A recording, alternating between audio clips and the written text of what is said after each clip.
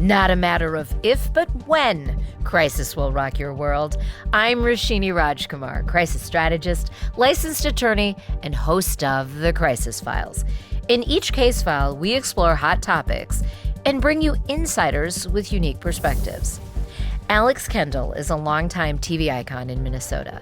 In the last part of 2024, she retired from her Minneapolis station after 25 years to pursue screenwriting. She found herself going from deadline-driven days to a blank slate with fewer people in her day-to-day. Now, writing every day, Alex faces new challenges of less human interaction, something that is more common than we realize in the United States. Alex is here for the case file I call Loneliness Epidemic.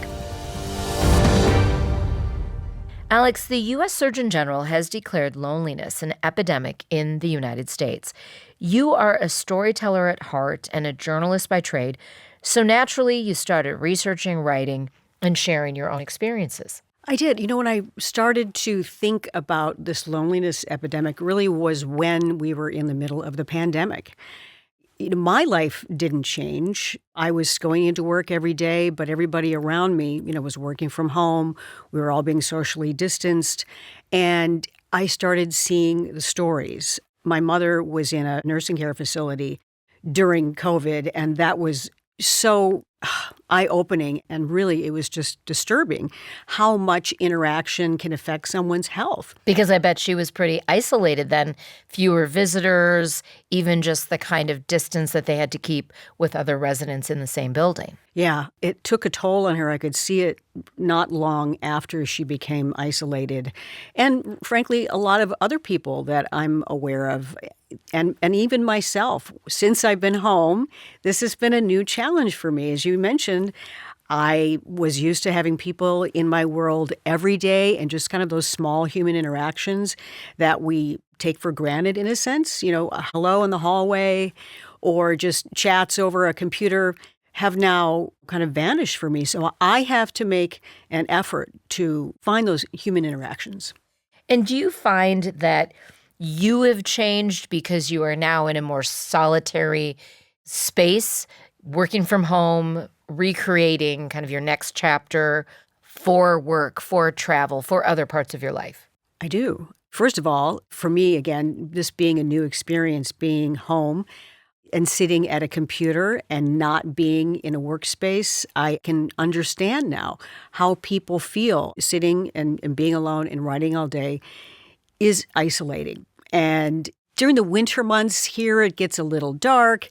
And I realized, I need to get out. I need to see people out there. I'd go to coffee shops, and already I felt like, okay, this is what I've missed. I didn't realize just how much I was used to that. And I don't blame you. And I'm naturally an extrovert, and I gain energy from people. So even though for 19 years I've had my own business, I get out quite a bit, whether it's for meetings or to see clients.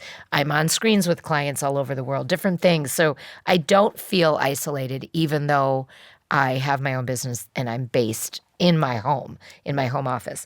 So regardless of whether you live in Minnesota, Florida, Paris, Australia, no matter what the season is, Americans are spending more time alone than ever before. They have fewer close relationships. My guess is this is the case all over the world. These are just some stats I have about Americans.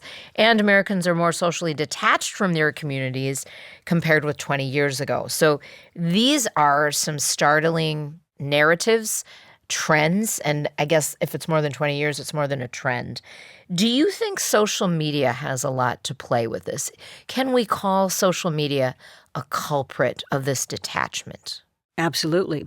I think that it started with social media, although social media also came around the same time, maybe a little bit later than cell phones.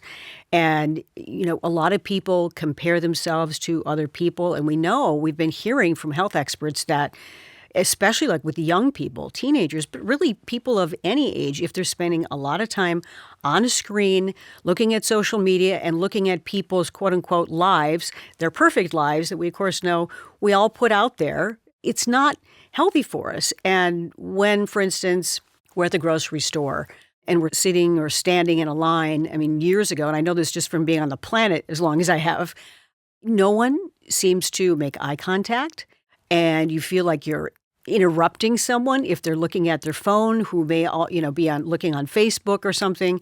And that has gone away. And I worry about just us as human beings, what's happening to us. We're just becoming, less compassionate. And I can see that it's affecting all of us in really just how we deal with depression. And the good thing is that we're actually talking about it. Yeah, talking about it is so important. Keeping the light on it, being open, being honest. And for someone like you and for those who know you from Minnesota television, the very fact that you would talk about this subject. I mean, there was a time that you would never talk about something so personal. But hey, it helps make you relatable. It maybe will help others open up. So here you are contemplating and living the next phase of your life. Friendships are one of those things that also evolve over time. And we've talked about relationships on the Crisis Files with the show's relationship expert, Dr. Karen. The Mayo Clinic says there are benefits of friendships. They raise senses of connection, boost happiness, lower stress. They help us cope through hard times, even improve our self-confidence. What have you noticed about your friendships ever since you retired from television news and now you're on to this new phase of your world? Well, I'm happy to say that I have a very good, solid foundation of friendships and even new friends. And I think from hearing from my friends who have moved here from another state or who have moved from, we're here in Minnesota right now, but who moved to another state, it's very hard as an adult to really reach out to somebody, that people stay in their safe place with their friends. But if we just try to extend maybe whether it's just a hello to somebody or opening yourself up to actually making a new friend, people feel like, oh, I don't have the time.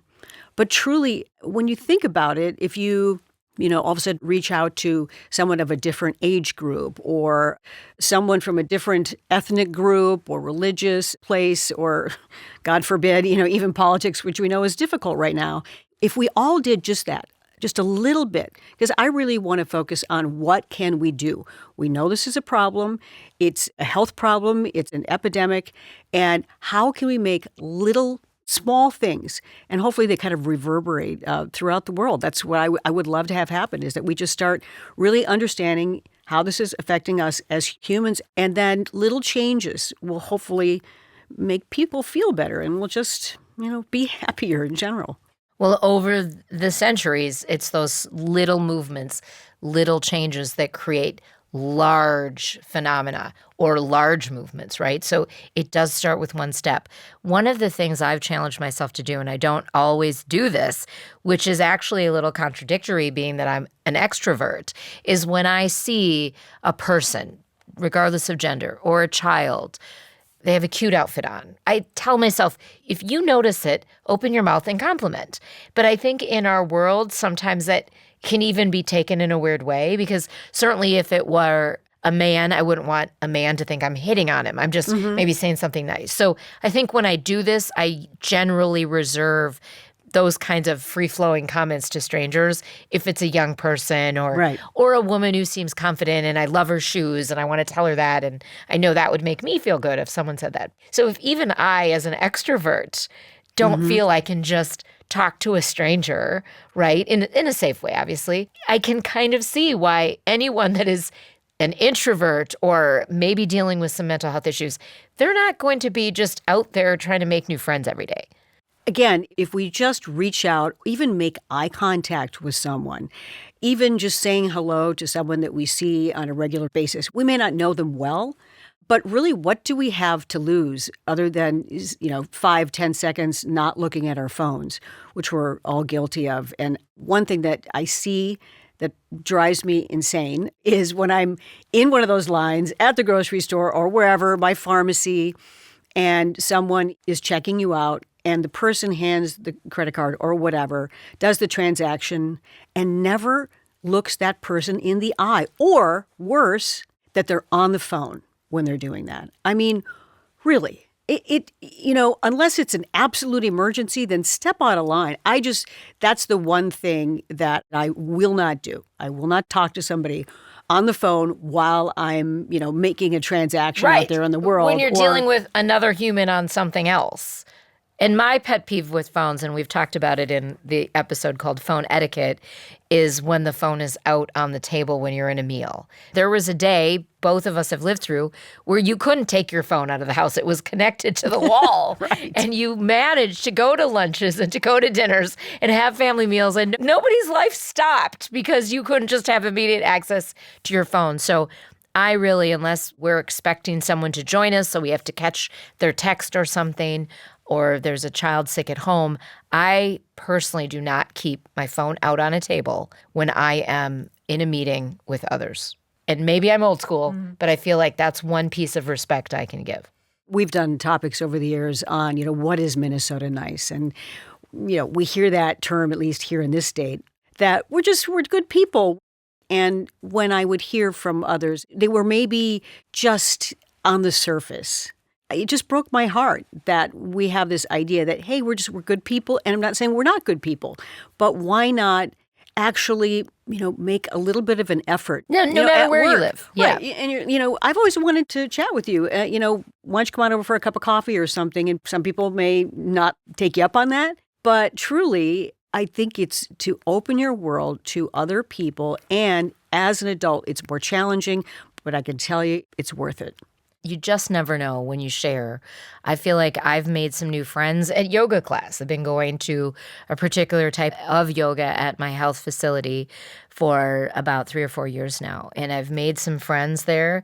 And not all of them are friends I go out and have coffee or a glass of wine, but we look forward to seeing each other at yoga class. There's just that common community, and that's what's really important. And so with the baby boom generation that's out there. And it's not just this generation, but this generation is getting some attention because many are post-career, they're post-kids. You yourself have a grown child who you've launched into the world. You love spending time with her, but you're living solo. She's not living with you. These are all real phenomena that people are living through, that adults are living through. It's important to know they're not alone. Right. There are thousands, if not millions of others living through some of the same things. And the baby boom generation is a huge part of the population. I'm one of the baby boomers, the tail end, but I still belong to that group of people who... You're a babylet. Oh, is that what I am? No, okay, I just made that up now. Anytime I can be referred to as a baby, that's okay. Or a young person. Yeah, people who are empty nesters like myself, who may have retired, who may be looking for some new passion in their lives, just spending a lot of time alone. I have a long-distance relationship, and I'm used to being alone quite a bit. But this was a new layer to me. Like, for instance, my home, which I love. It's cozy, and I've been there for a long time. Used to be a place that, oh, God, I couldn't wait till I got home. Your refuge. Hard day's work. Oh, God, yeah, I can't wait to just slip into my home pants and sit down. We like home pants. But now I'm finding, as much as I love being there, I'm like, I got to escape out of my home. I got to get out of my house. I've been sitting at the computer writing for hours, and I'm like, okay, take off the home pants, be a big girl, go out into the world, even make some eye contact with people, and go to a different coffee shop. And give yourself that new space. You never know who you'll meet, but even just the presence and the buzz around you of other humans is a good thing. I urge anyone who is listening to just, if you can, think about what the value would get out of just bringing one person into your life. And that doesn't necessarily mean seeing somebody every week, but what that might add to your life. Think of somebody that you're like, I've always wanted to get to know so-and-so. When you have a friendship, you can go to that person when you're going through difficult times. Sometimes we can't always go to our family. Different reasons. I've found that my friends, we rely on one another to help each other through difficult times. Like, for instance, in COVID, we had quite a few Zooms. We had them like every 2 weeks. On a Sunday, there were half a dozen of us get there. Usually a glass of wine was involved, and we would have our time together, but we were doing it virtually. And even if it's virtually, I think it's better when people hear your voices. I know there's been studies that, okay, we text, it's easier, it's faster. But if friends and people you love hear your voice, that means so much more. It really does when you think It about it. really We've does. lost that. No, there's psychological, neurological studies on this. And you created during that time, which you've now brought well past COVID, but those moments of community, even if it was on screen and everyone had their own glass of wine, but you were looking at each other, you were talking, you were hearing each other's voices. And we always try to bring solutions that don't have to be rocket science on the Crisis Files, and you've really given us some good ideas for good tips. And just important for people to know, this does not have to be complicated. You know, even if it's something like today, if I see someone, I'm going to smile at them. Even if I don't say one word, smiling, a smile back, that boosts serotonin. I mean, there are so many good things about that. One of the things that I've done for years is I give myself a challenge every year to go to at least one new city. And sometimes that happens because of work, and sometimes it happens because I intentionally make it happen for play or for family. And that has been a really good challenge for myself. So whatever it is, you can turn it into your own little game. You can turn it into your own, whether you want to think of it as a bucket list, whatever it is. Every time you do something new or different or outside of your current pattern, you are opening up the opportunity for new friendships, new relationships, or just new energy into your whole body. And it's good for our mental capacity. As we get older, the more that we keep our mind nimble and learning new things. And part of that is meeting new people. And with new people, you may learn something new. And they may challenge you. I mean, I think that is still so critical. Plenty of times I'll sit there in the home pants watching Netflix. But I love the visual of you in the home pants. I have a couple special pairs that I'll wear. I think that it's vital that we keep that human connection. And I'd love to hear from people if they've met somebody new. I mean, as an adult, I think in particular, I'd love to hear people tell me their stories. And you can do that. Thank you so much, Alex Kendall. If you want to connect directly with Alex, go to Instagram. She is at TV Alex Kendall. Share some of those stories with her. Maybe get some other tips from her. Today's case file is powered by Northwing Digital. Northwing Digital is driven by a simple mission: help businesses succeed. Guided by core values, trust through transparency, and GSD, get stuff done. Northwing specializes in SEO and paid digital ads that deliver measurable results. From Google search to paid social, strategies that help your business stand out and grow. Make your marketing dollars work harder. Visit northwingdigital.com to get started. Northwing Digital, your partner in growth. Rate, review, and subscribe to The Crisis Files on your platform of choice. Follow us on YouTube and Instagram at The Crisis Files. Go to our website, thecrisisfiles.com, and check out the library of all case files. I'm Rashini Rajkumar. Join me next time on The Crisis Files.